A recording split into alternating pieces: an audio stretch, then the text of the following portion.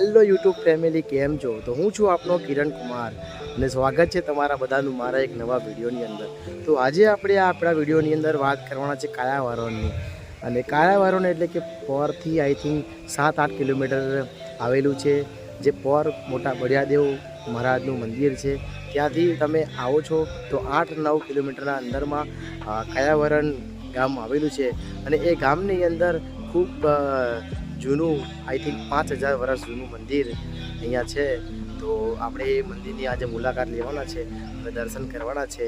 તો video complete જોજો, continue જોજો અને તમને મંદિર ખૂબ સરસ મંદિર છે અને મજા આવશે.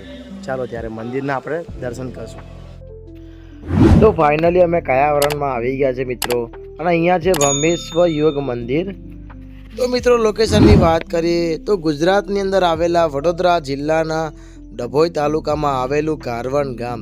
કારવણ ગામ એટલે બ્રહ્મેશ્વર મહાદેવનું મંદિર. આપ સૌને બધાને ખબર તો હશે. તો ફાઇનલી મિત્રો અમે મંદિરે આવી ગયા છે, અને આ છે કારવણ ગામનો મેન ગેટ. આ મેન ગેટથી તમે એન્ટ્રી કરો છો મિત્રો તો તમે સીધા બ્રહ્મેશ્વર મહાદેવના મંદિરે તમે પહોંચો છો મિત્રો. તો હાલ અમે જશું મંદિરે દર્શન કરવા માટે મિત્રો, અને તમને પણ દર્શન કરાવશું મિત્રો. તો તમે મારી ચેનલમાં નવા હોય તો મારી ચેનલને લાઈક કરો, શેર કરો અને સબસ્ક્રાઈબ કરજો, અને વિડીયો પૂરો જોજો, મજા આવશે મિત્રો.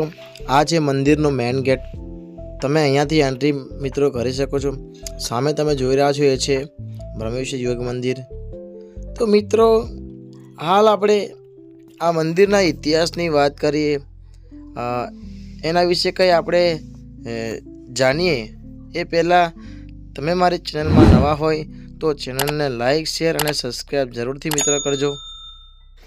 તો મિત્રો ભગવાન લકુલેશનું પ્રસિદ્ધ મંદિર વડોદરાના કાયાવરણ ગામમાં આવેલું છે, જે સ્થળ ખૂબ જ પવિત્ર માનવામાં આવે છે. અને કહેવાય છે કે કાયાવરણના તીર્થમાં ભગવાન લકુલેશની મૂર્તિના થાય છે દિવ્ય દર્શન, અને ભગવાન લકુલેશના સ્મરણ કરવાથી મનુષ્ય થઈ જાય છે પાપોમાંથી મુક્ત. ભગવાન લકુલેશનું મંદિર કાયાવરણ ગામમાં હતું.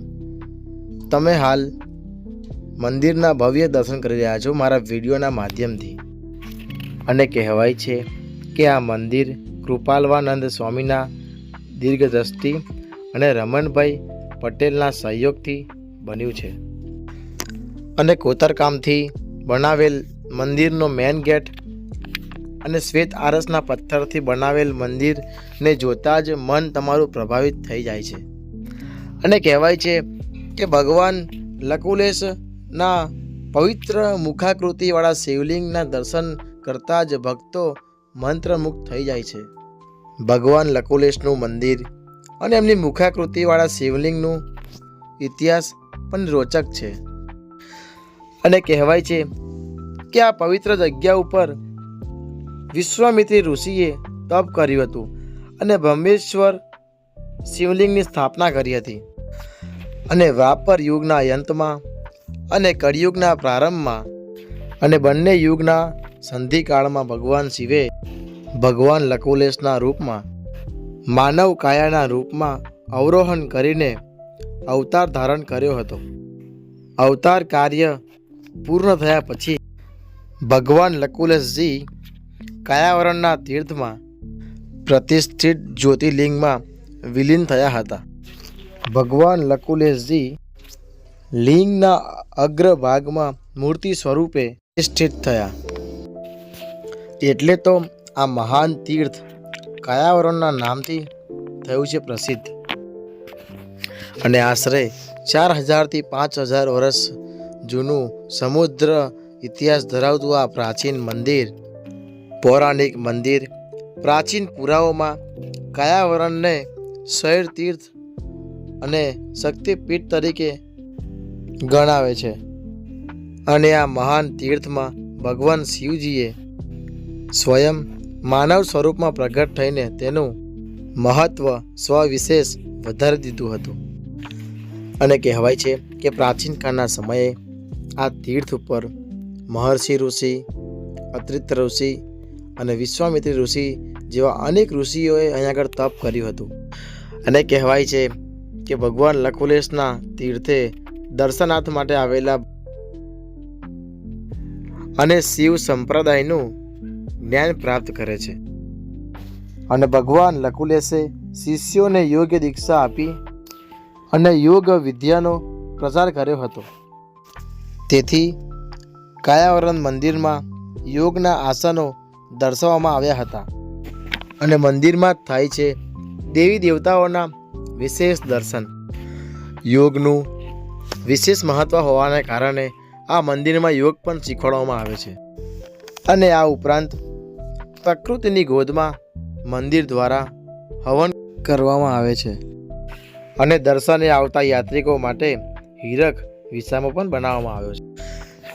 જે પણ ભક્ત વિસામો કરે તેને યોગનું જ્ઞાન મળે એ માટે યોગના આસનો પણ વર્ણવવામાં આવ્યા છે. અને અહીંના વડીલો દ્વારા જાણકારી પણ મળી છે કે કાયાવરણ તીર્થને બીજું કાશી પણ કહેવામાં આવે છે મિત્રો. અને આખા ભારતના હજારોએ ભાવિ ભક્તોને કાયાવરણ તીર્થ દર્શન માટે અહીંયા ખેંચી લાવે છે. અને મિત્રો આ છે કાયાવરણનું લકુલેશજી મહારાજનું મંદિર, જે કંઈ તમને આવું જોવા મળે છે, જે તમે અત્યારે મારા વિડીયોની માધ્યમથી જોઈ રહ્યા છો મિત્રો. ખરેખર ખૂબ સરસ મંદિર છે, ખૂબ સરસ નજારો છે. જો તમે પણ આ મંદિરે ના આવ્યા હોય, તમે પણ દર્શન ના કર્યા હોય મંદિરના, તો તમે એકવાર જરૂરથી આવજો મિત્રો. તો મિત્રો કોને કોને કાયાવરણ જોયું છે અને કોને નથી જોયું તો કોમેન્ટ જરૂરથી કરજો. અને આ વિડીયો તમને આજનો કેવો લાગ્યો એ પણ જરૂરથી જણાવજો મિત્રો. અને આપણી ચેનલને લાઈક કરો, શેર કરો અને સબસ્ક્રાઈબ જરૂર કરજો મિત્રો. અને આપણી ઇન્સ્ટાગ્રામની લિંક બાયોમાં નાખેલી છે, તો ઇન્સ્ટાગ્રામમાં પણ મને ફોલો કરો. તો ત્યાં સુધી મસ્ત રહો, વ્યસ્ત રહો, ખુશ રહો અને મળીએ આપણે બીજા એક નવા વિડીયો સાથે. તો જય હિન્દ, જય ભારત.